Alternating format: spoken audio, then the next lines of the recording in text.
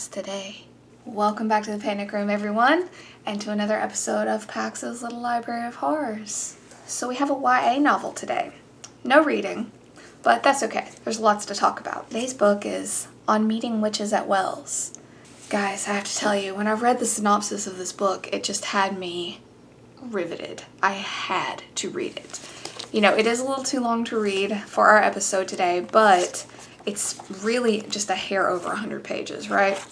So when I read the synopsis, it might sound benign to you guys, the synopsis, but I thought it had such potential to be a cool book.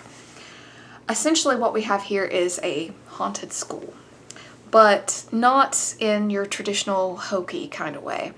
It's an old elementary school that has a tradition that every year the sixth graders gather outside. You know, it's June, it's hot, and they're going to make pillows. And it's like, pillows, okay? Well, there's three women that kind of oversee this tradition, and the theory goes is while these kids are making these pillows together, they get told stories about the history of the school and the history of the town, and it's a way to kind of keep their heritage alive.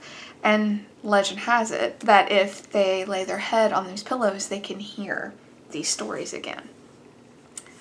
Well, so we open with the graduating class. It's fall, winter, and a crack has appeared in the foundation of the school. Again, it's very old and it's built on a spring, so it makes you think it's not very sturdy to begin with.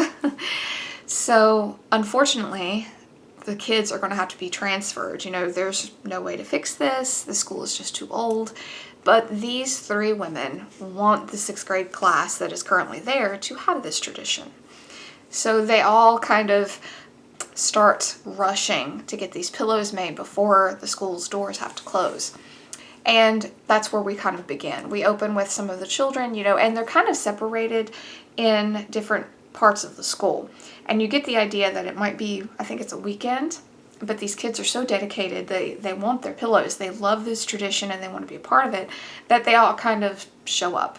And you have this little group over here that might be making the squares for the pillows. You have this little group over here that's tearing up rayon fluff, and they're kind of on their own. These three women seem to have disappeared very early on in the book. So they get this idea to go looking for them, but before they can, all these entities kind of start appearing, and they run the gamut. There's, you know, little old ladies, there's, you know, some Shining-esque little girls that show up, and each time one of these entities show, they all have a story. And you find out through these entities that essentially the magic of the school is coming from the spring, and it's the spring that is kind of reclaiming the school, so to speak. And you get this little, it's never fully said, but you get this illusion that maybe those three women that kind of oversee this tradition aren't your average teachers, if you get what I'm saying. But yeah, the meat of the book is just all of these ghosts kind of telling these kids their story. And some of them are kind of benign, and some of them are a little out there. You know, there was one guy showed up and it was talking about his girlfriend who, you know, he was head over heels for, and, you know, he had lived in somewhere where it doesn't snow, and he moved to this location where snow was a big deal, so he wanted to learn to ski. But when he brings it up to his girlfriend, she's very standoffish.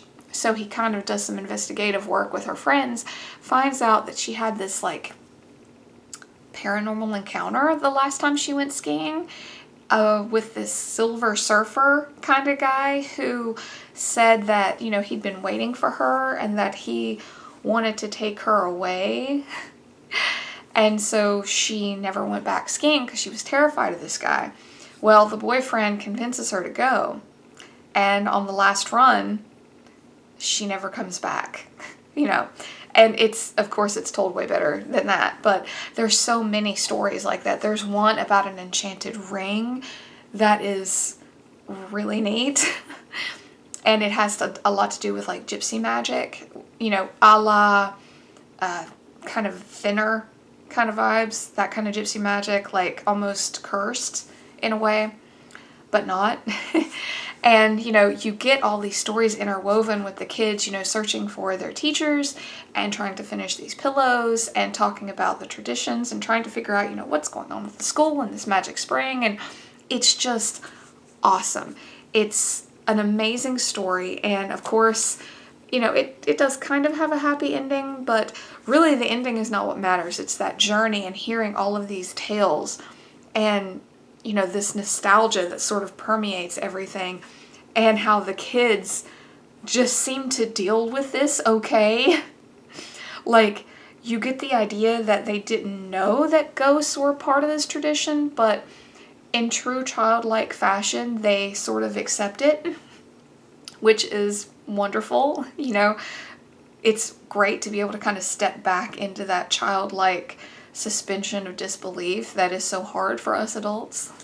So, yeah, on Meeting Witches at Wells. I have never heard of this. This was just something that I came across, and it was very much on accident. I was watching a Wang video, and he mentioned it, and I was like, wow, I've never heard of this. And sure enough, found it super cheap on Amazon.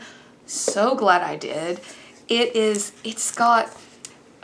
not in-your-face horror. It's not. But it has that creepy kids book factor on lock. It really does. This is spooky as shit. I loved it. Loved it. I think the premise is really cool. Just this idea of all these ghosts coming to tell the story. I know that's been done. But the way this was written, it made it seem so unique. I hope that makes sense.